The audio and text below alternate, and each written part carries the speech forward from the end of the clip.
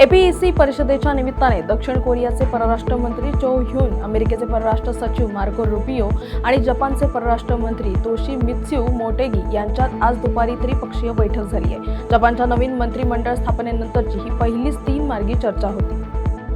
नेपाळच्या खासगी विमान कंपनी अल्टिट्यूड एअरचे बचाव कार्य करणारे हेलिकॉप्टर काल sign 9 NAMS Everest base कॅम्पजवळ Khumbu भागातील लोबुचे येथे कोसळले.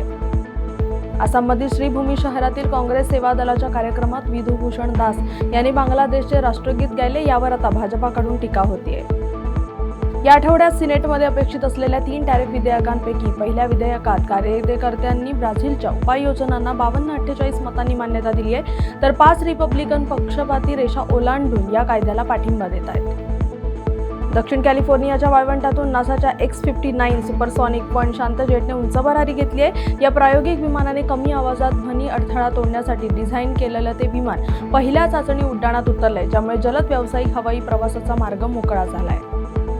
मेलिसा चक्रीवादळाने क्युबाच्या दुसऱ्या क्रमांकाच्या सर्वात मोठ्या शहराकडे जोरदार धडक दिली आहे. कॅरिबियन बेट राष्ट्राला धडकणारं हे सर्वात शक्तिशाली चक्रीवादळ होतं. जमैकामध्ये धडकल्यानंतर काही तासातच मेलिसा चक्रीवादळाने क्युबाच्या दुसऱ्या क्रमांकाच्या सर्वात मोठ्या शहराकडे धडक दिली आहे. बुधवारी होणाऱ्या डच निवडणुकीत ग्रीट वाईल्ड डचच्या इस्लाम विरोधी फ्रीडम पक्षाला कडक लढतीचा सामना करावा लागतोय आणि जरी त्यांनी मतदान जिंकलं तरी नवीन सरकार स्थापन करण्याच्या त्यांच्या आशा कमी वाटतायत. अमेरिकेचे अध्यक्ष डोनाल्ड ट्रम्प म्हणाले, भारताचे पंतप्रधान नरेंद्र मोदी यांच्याबद्दल माझ्या मनात खूप प्रेम आणि सन्मान आहे. आमच्यात खूप चांगले संबंध आहेत. आज मुंबईत पंतप्रधान मोदींनी ग्लोबल CEO फोरमचे अध्यक्षस्थान भूषवले. परिषदेत हरित ऊर्जा आणि बंदरांवर लक्ष केंद्रित करत 10 लाख कोटींहून अधिक गुंतवणुकीचे करार करण्यात आले. आणि फॉल्टी टॉवर्स या क्लासिक सिटकॉम मधील सायबल फॉल्टी या भूमिकेसाठी प्रसिद्ध असलेल्या ब्रिटिश अभिनेत्री पुनेल्ला स्केल्स यांचं लंडनमध्ये वयाच्या 93व्या वर्षी निधन झालंय.